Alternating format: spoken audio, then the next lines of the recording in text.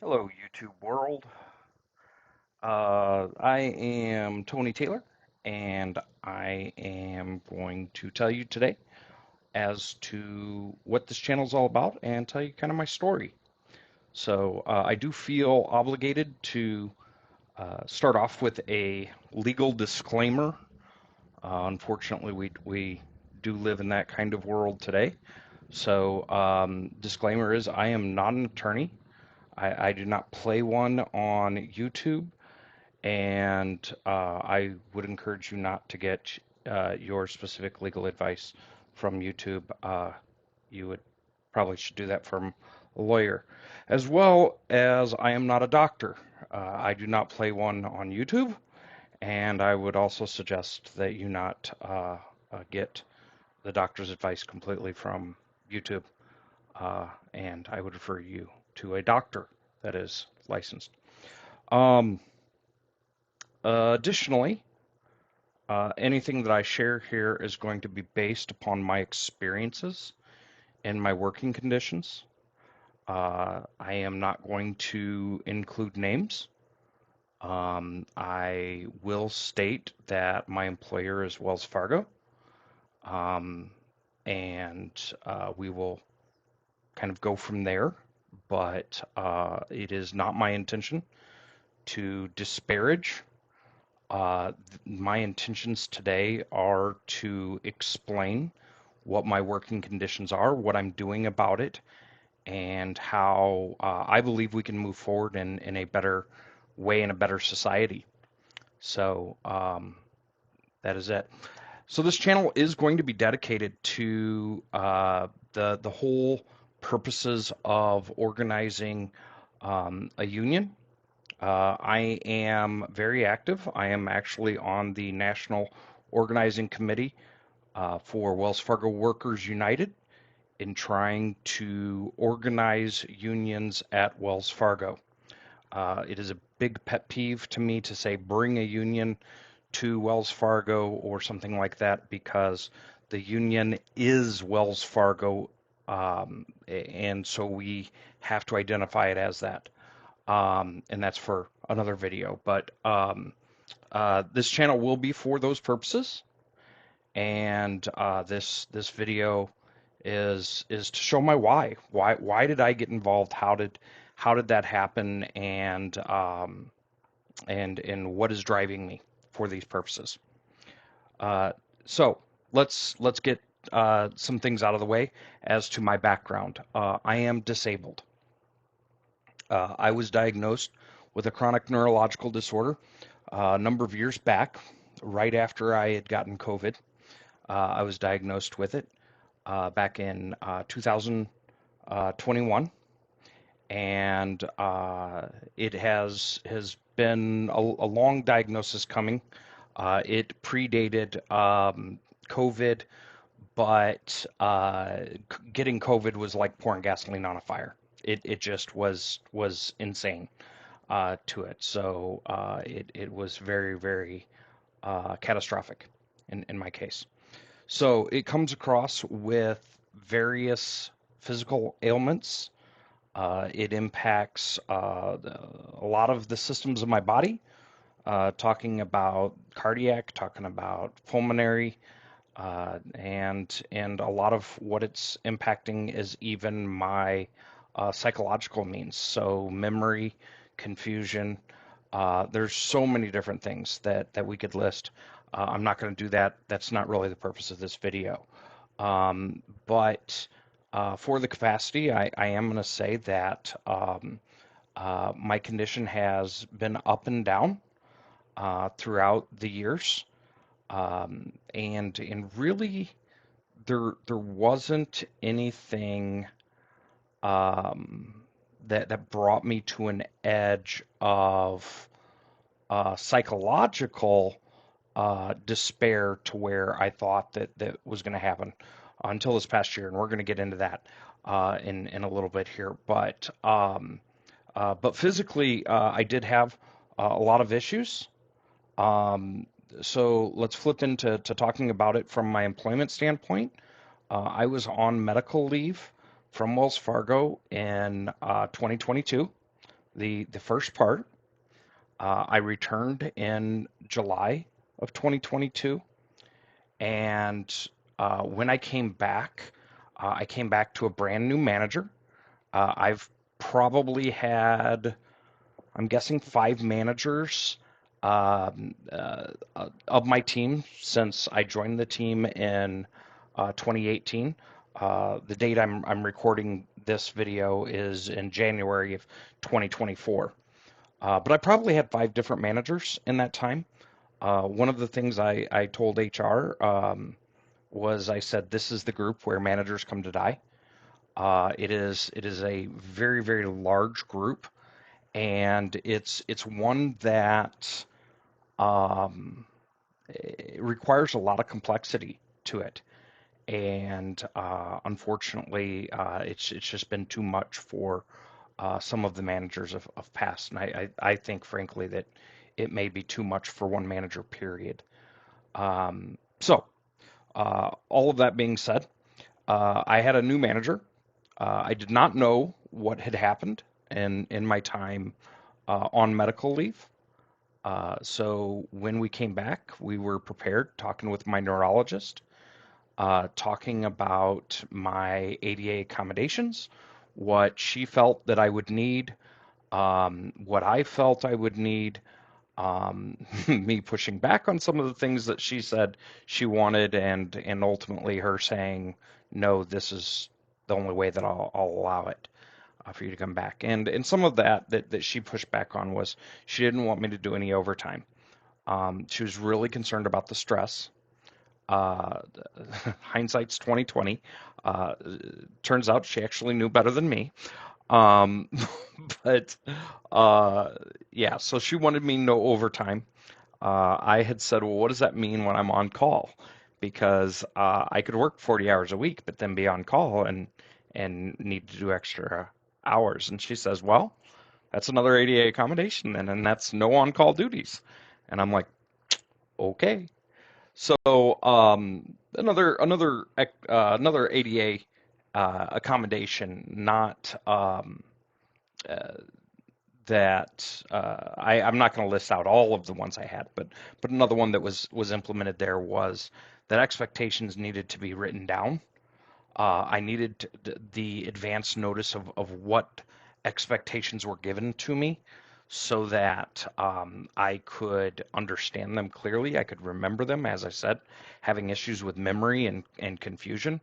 As long as I have something to refer back to, even as I'm talking right now to the camera, I've got a list of things of what I want to talk about, not word for word, but certainly a list of things that I can refer back to because I wouldn't keep everything straight.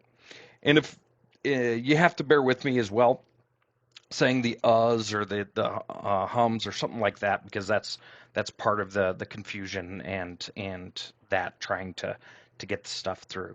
But I appreciate your patience. Um, so we came back July 2022, and had the ADA accommodations established. Didn't really have any issues. I don't talk to my manager on a daily basis. He is far too busy to worry about his, I think, 30 reports, in that. So it's just not something that I do. We have a little sub team under him that I do reporting to, and we usually just kind of operate as a little sub team, and be able to do that. Anyway, in January of 2023, though, so we're about a year ago from when I'm recording this right now. We did have initial incident that changed the trajectory of how things went. Um, the initial incident was a phone call that came up as a surprise. I thought it was going to be one thing. Didn't I thought frankly my manager was going to get on there and give us some type of new direction of what he wanted done, or how we should change our methodology of what we're doing from a day to day, a week to week, a month to month type process. So I didn't really take that as, hey, there's big expectations for me on this meeting. When I got into the meeting, it was far from that. He started drilling every single developer, and having them bring up code that they had done a month ago and quizzing them on it. I started to freak. I can't deal with that with my accommodations. And when rather my accommodations are to help manage that. I can't deal with that on my neurological condition.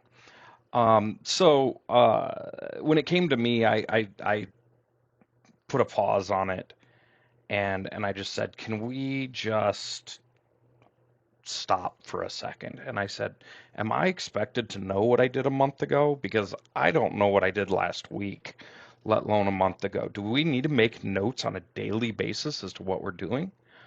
Um, I mean, I work technology, so and as a senior software engineer, I might not be doing code. I might be, working with our customers and trying to map out what we're doing. I love what I do, and I love interfacing with others. I'm an extrovert. So anyway, my manager had said absolutely not. You don't need to know what you did a month ago. And I'm like, well, then what are we really doing here? Um, and I said, because I'm about ready to have, and he had stopped me and he's like, whoa, wait. And I said, no, no, no. Or excuse me, one of my customers jumped in and said, wait, let him talk. And I just said, I don't know what we're doing here. This doesn't, it doesn't, I'm not understanding this. And, um, and so we ended the call. I didn't, I was the last person to give the report anyway, and we just ended the call. I messaged my manager, or I think he messaged me first, and he had said, he was sorry, and I said, I get it, man. I think he was trying to identify where there may be resource consumption without or resources not performing like they should. Um, and so anyway, I said, I get it. Let me think for a couple days as to what I could propose as a solution so that we could move forward good. And that way we can do it good. And he said, okay, great. So I thought, and a few days later, I sent him an email and I outlined a prospective way to do it. Actually, it came from past that worked really well for me and a prior manager. And then I also addressed, I said, let me express some things on my heart. And I said, number one, um, you know, please, you can't cut me off if I'm trying to express the issues. And one of the things he had said about that was, oh, he forgot about my ADA accommodations. I said, number two, you can't. It's not an excuse for forgetting ADA accommodations. You can't just forget ADA accommodations. And that I said you have to remember them. And that. So I don't know how we're going to be able to do that. And then one of the things he was also offering initially was he said, "Oh, we'll just exclude you from this." And I go, "I don't want to be excluded. I'm not looking to be excluded. I don't want my responsibilities to be changed. I don't want an easy path. Listen to me very clearly. If you're not disabled, if you don't know how the disabled feels at work, and this is a generalization, I've heard it time and time again. It is not 100% this way, But the vast majority of working disabled say this: I just want to do my job.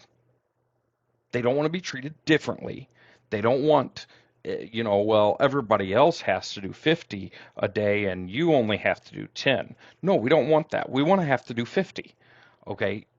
Treat us as equals, which means hold us accountable to the same stuff that you hold the peers accountable to. That is true inclusion on that. Anyway, that's a rant. That's me going on about it. Uh, I sent that off to him, and I was very hopeful. Man, I sent that off, and I was going, yay, everything's gonna be great in the world, and it wasn't. I got an email back that he said, "You're right. I shouldn't cut you off." He said, as relates to forgetting, he says, that may be true for you, but it's not true for me. He said, I have lots of things I have to deal with, so I just can't remember everybody's ADA accommodations. And then he said, concerning exclude me, I don't remember what he specifically said to that point specifically, but in the end, he said, I don't like your solution, so we're just going to continue what I've done before, and I won't exclude you from it. So here I'm thinking, wait a second, you're going to continue doing what we just got done with, and so you're gonna set up a time, and I'm not, because I don't have the expectation of knowing what I did a month ago, then I have to do that, but you're not going to tell me when and that expectation. And I go, wait a second, this doesn't work. This there's no pathway forward. So what I did is I filed an ethics report, and I asked HR to intervene, and I asked them to be able to say, hey, what on earth is going on here? Um, I also requested at that time my ADA accommodations to be reviewed, and the ADA accommodations to be set more to be clear language to ensure that he knew exactly what was going on. Um, at that time, the ADA accommodations folks, the person who generally had my case, and he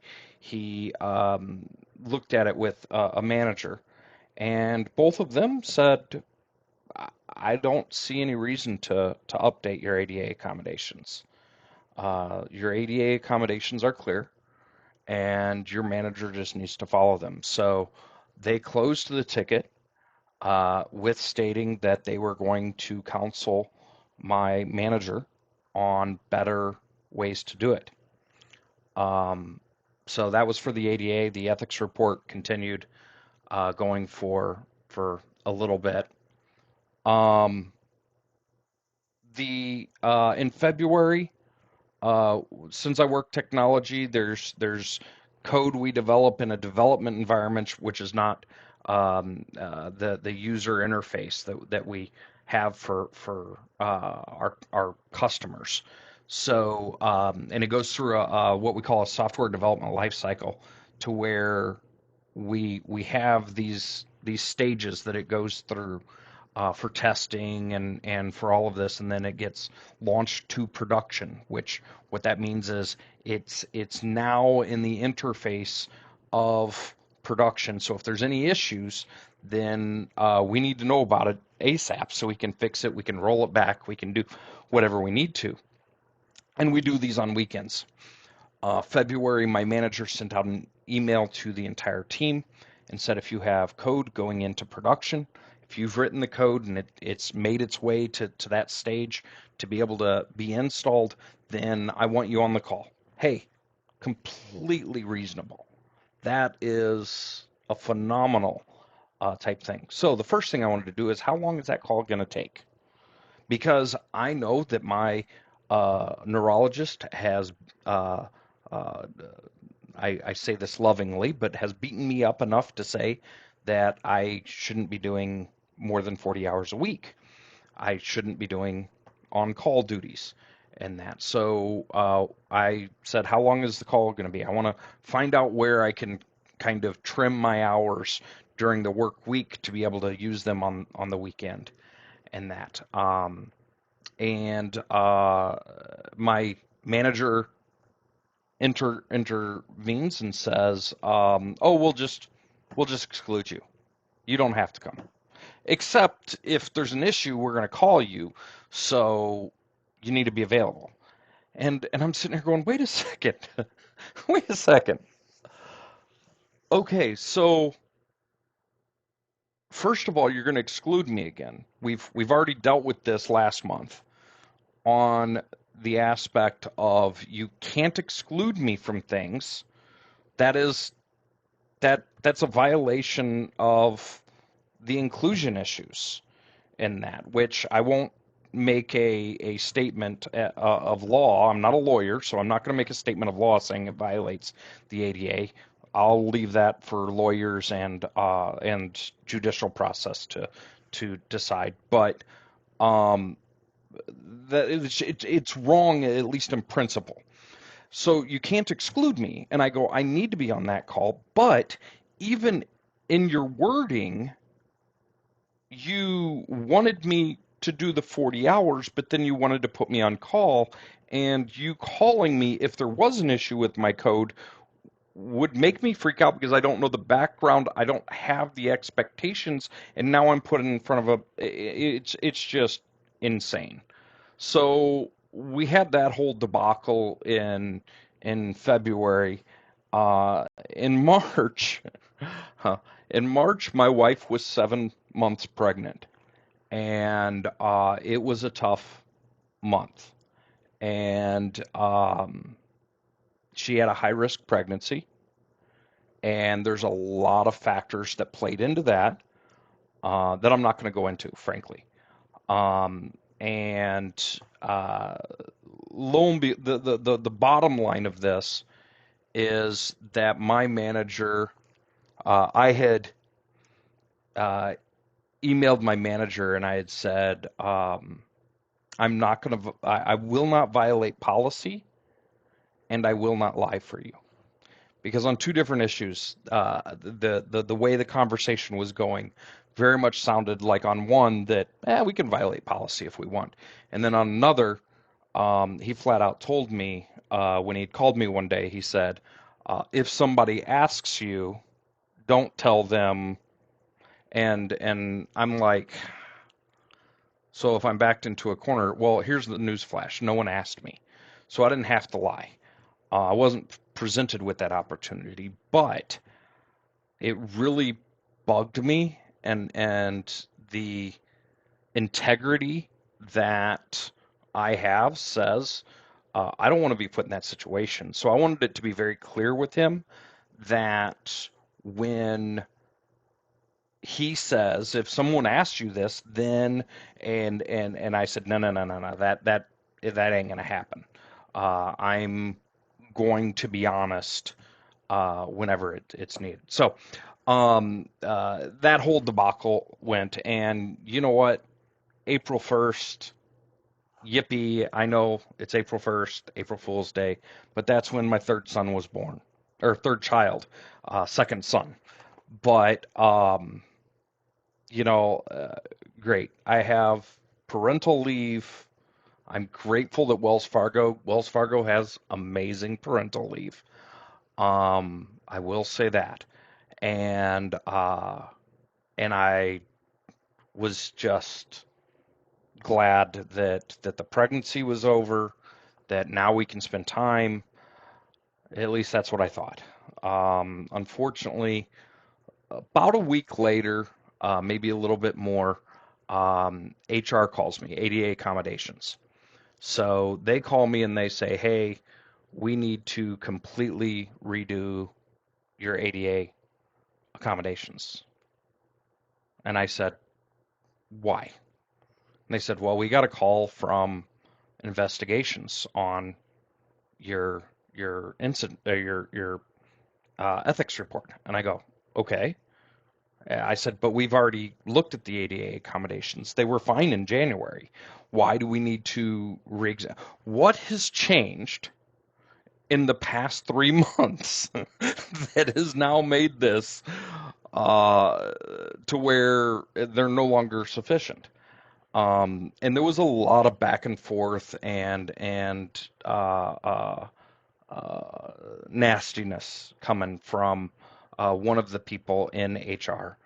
Um, and at one point, it's like, oh, no one's saying it's not sufficient, and then you know, then it isn't sufficient, and I'm like, why are we doing this? And when I asked that, he said, just flat out, because you complained about your manager. And I'm like, you gotta be kidding me. Um, So we argued for the entire month of April, the first month of my newborn's life. If anybody's been through the birth of a child, they'll tell you that the first month you don't get a whole lot of sleep, and that was true for us as well. In that, I had to deal with my other two children. I had to deal with Wells Fargo. I had to deal with my postpartum wife, and trying to support my family while dealing with this when I really just wanted to focus on family time because of having our newborn. Um, so right at the beginning of May, I have another meeting with the ADA accommodations, and I'm just tapped. And I go, you know, I don't understand why we're having this conversation, and I'm supposed to be on Family Medical Leave Act, and as soon as I dropped the FMLA, the answer was, "Oh, do you want us to suspend it until you come back?" And I'm like, "Yes, yes, I don't want to deal with this." Um, and that's what they agreed to. I had just seen my neurologist about that time, and I then sent an email to them as well that a couple more accommodations that the neurologist had and I had come up with. I was having I'm having more and more difficulties. Um, well, at that time I was. I'm having more and more difficulties ambulating, moving around, walking long distances. A lot of them as lung related and stuff like that. So um, I said we ultimately settled on we need to change the desk location. I need a desk closer to the accommodations that I need for my work life. So um, I needed my desk on a different area of our campus. It's not really a big deal since we don't assign desks. So it just kind of come in. We all have laptops, so just come in and drop your laptop where whatever desk you want to use that day, and plug it in and get going.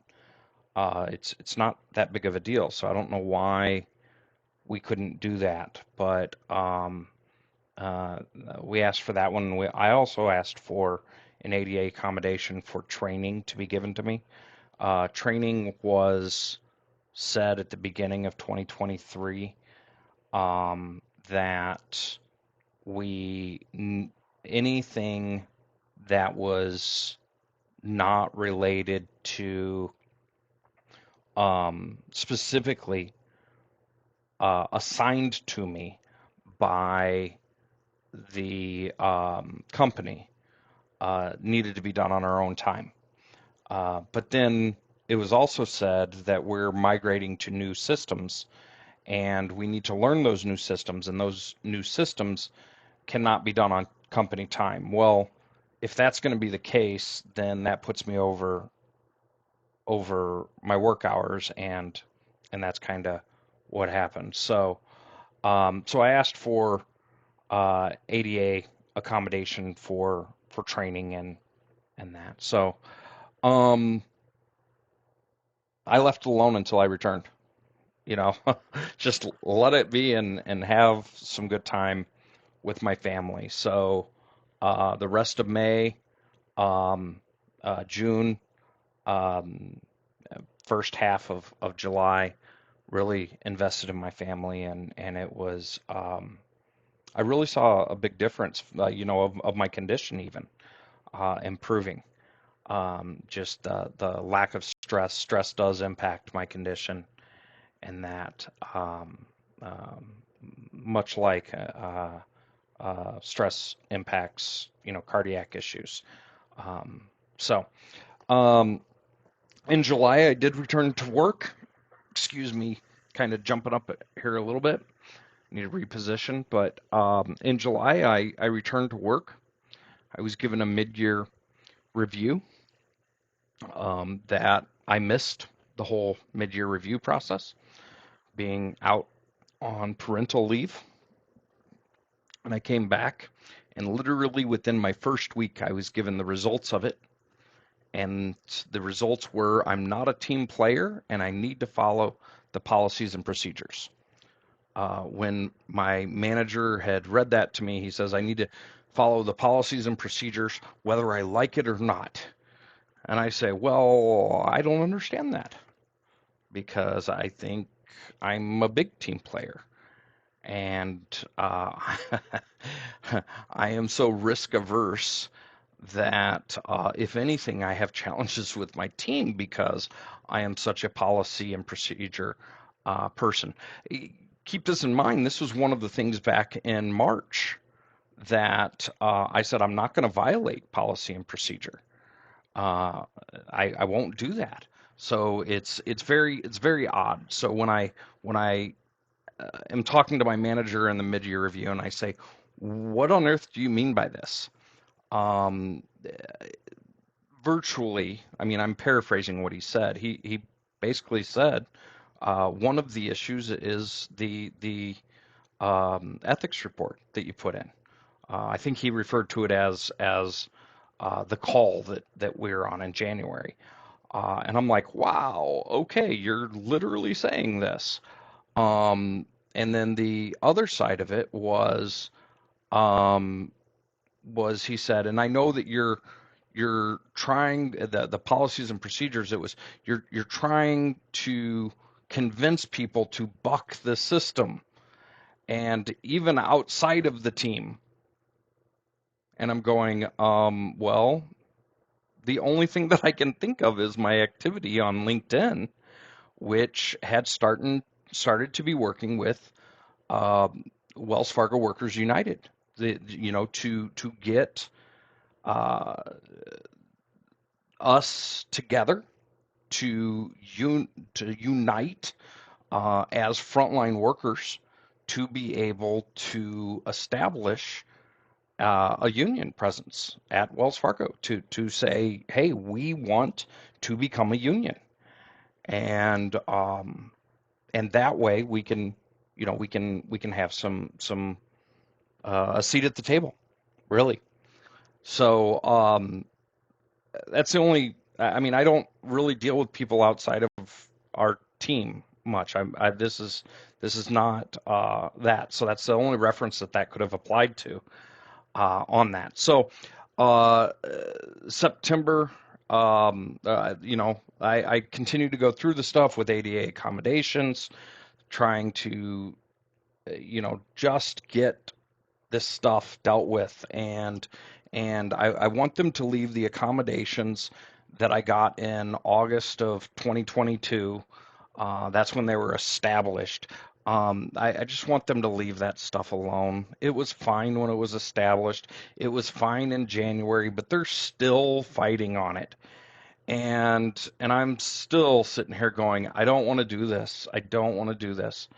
And after one tense call, I just said, you know what? I want this all written from here on out. Written is where my ADA accommodations have been established, and that's going to be the best for me. writing it down, having it documented is going to be the best way. So that's what happened in that. So in September, um, I continue to have issues. I'm going back down physically, psychologically, and I had some issues at work.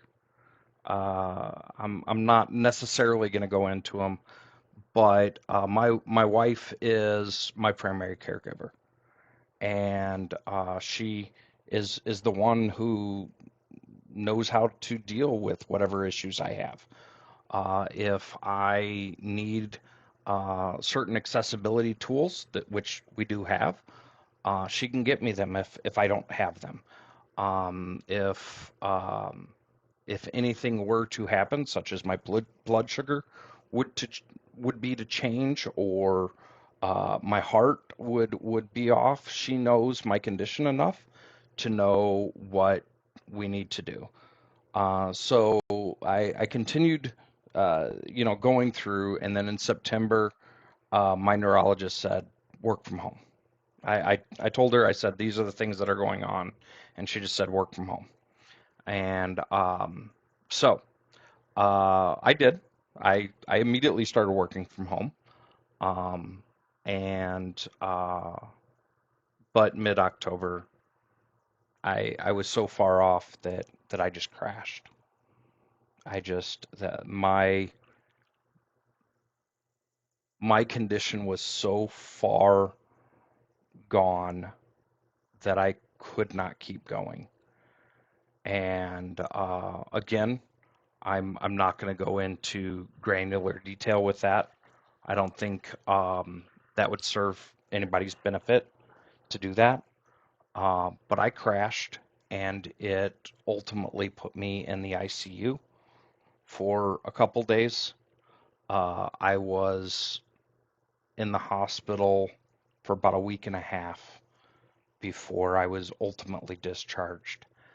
And therapy has been going good.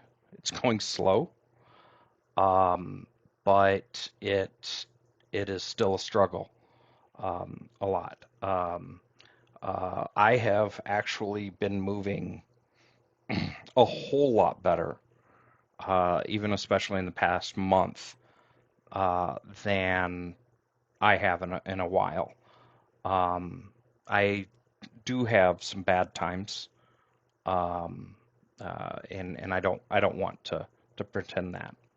So that's kind of that. Just to jump back in December, so 1 month ago, last month we're talking about, my ADA accommodations were virtually taken away. That ADA accommodations individual, he's actually a manager, um, had put in new accommodations, had emailed them and said, this is what we're doing. Oddly enough, it never included a desk change. Um, the training, he said, should be fulfilled by the manager, but I sent an email back in August that was never replied to by my manager. Um, but it doesn't really shock me either. Um, and if you were to ask him, he would say, "Well, no, the accommodations aren't taken away, um, but they're conveniently edited." Okay, and by conveniently edited, we change stuff like Tony can't do on-call duty to Tony can't do on-call duty unless, of course, we tell Tony during work hours that he will need to do on-call duties. Well, that that effectively means that I can do on-call duties, which invalidates, it nullifies the ADA accommodation because there's an easy workaround now to where no matter what my manager does, he's considered safe. If he says, no, I told you that you needed to do on-call duties, well, he's now safe. And I look at it and I go, but you're violating the principle of ADA accommodation. The point of ADA accommodations, if my neurologist says you can't work over 40 hours a week, you can't have on-call duties, the point of that is that I don't do those two things. And now we've opened that wide up, and that's a big challenge. So here we are in January. My doctors, my care team have heard on that, and they have said, well, number one, you're not ready to go back to work, period, right now. Uh, in fact, one of the lead people, the one doing my big reevaluation, he says, number one, he says, um, Tony should not be going back to work right now, even with accommodations. Uh, and then a couple bullet points back down, he says the accommodations seem to meet the criteria of the ADA. He needs those back before he will be able to return to work, even on a part-time basis. So the deal with that is, what does that now mean? How does that how does that work? Because I now have to get them to reinstate the accommodations. And to make it just even better, we have the third party administrator of the disability saying, we don't think that you really meet the criteria to be on disability anymore. Even though my chief evaluator just said Tony shouldn't go back to work even with accommodations. So, and they've got this information from him. So I don't know what the heck's going on as I'm recording this. I don't know where we will be. So where does this leave me?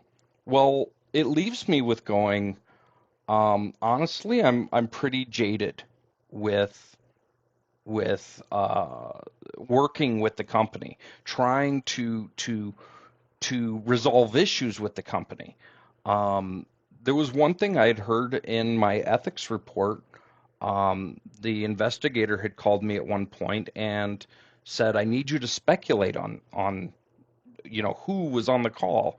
And I said, I I I I don't. First of all, I don't know if I want to share some of this stuff with you because I don't want to get anybody else. Um,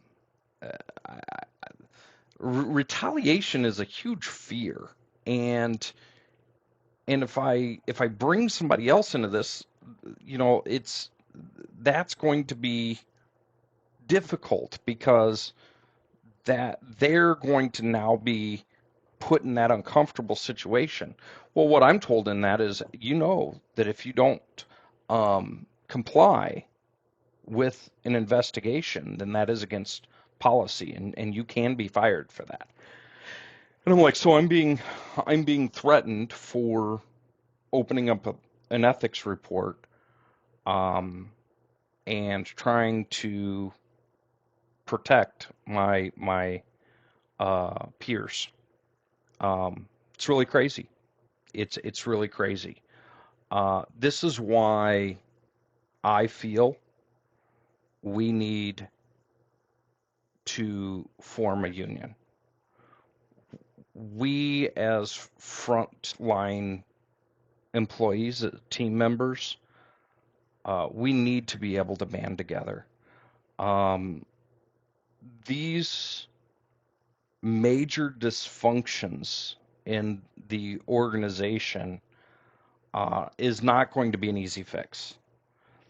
But where the frontline employees can have some level of demand of listening, demand of a an appeal process, then that I believe that is going to be a big change. I found Wells Fargo Workers United from a flyer that was put up um, in my office, and that.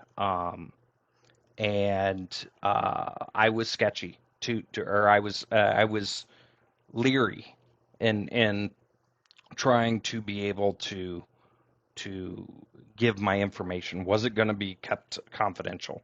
Were they just going to send it to Wells Fargo HR or something like that? And what I learned is, yeah, that's going to the organizing folks. That's not. Um, uh, we have no interest in sharing that with Wells Fargo because we are looking to help form a union in that. So I have gotten to see in my tenure the build out and the execution of the first union formed in Albuquerque, New Mexico. Um, I am so proud of what they've done. I am so happy with the organizer leadership that has taken place there. Um, and I just wish that for many more to come. Uh, this is not about ADA accommodations. This is not about pay. This is about having the frontline workers be identified as people. I will have another video coming out pretty soon on what I think of the pay uh, challenges this year, and some of the things Wells Fargo has done this year to help us, quote unquote, in our workplace and in the work environment, and um, and go from there. But uh, do you feel valued as a person? If you're a Wells Fargo team member, I mean, do you feel valued as a person? Do you feel that executive leadership understands the needs and is prepared to fight for your case? Um, do you feel safe at work to be able to be safe enough to raise your hand and say, hey, I did something wrong. We need to correct it. Or, hey, I know that my manager's doing something wrong and I feel safe enough to be able to say, I'm going to report this. Someone's going to care about it and they're going to do something about it. By the way, even though that these were emails and that all of this is in paper, black and white, my ethics report was deemed unsubstantiated. So there was no discipline. There was nothing. Um, I don't feel that Wells Fargo will fight for me. I don't feel that Charlie Scharf or any of the other executive team have a grip on what is happening with their frontline workers. If they did, this kind of thing would not be allowed to continue. I apologize. Second sneeze. Sorry about that. Um, so uh, I don't feel that they have a grip with it. I think the only solution that I'm aware of, I've had many people, directors and above, say, "Hey, I'll help you with this situation. If you can't get in, you just let me know." And you know what? I've I've I've wound up being ghosted a whole lot more and than I would like to say. But the bottom line of that is that um, it's crazy. But there is a solution. And I heard yesterday someone say, it'd be good if I could just call up a union rep and say, hey, I want to file a grievance in that. And frankly, the reply was, give it time, give it time. So that's why I'm fighting the fight.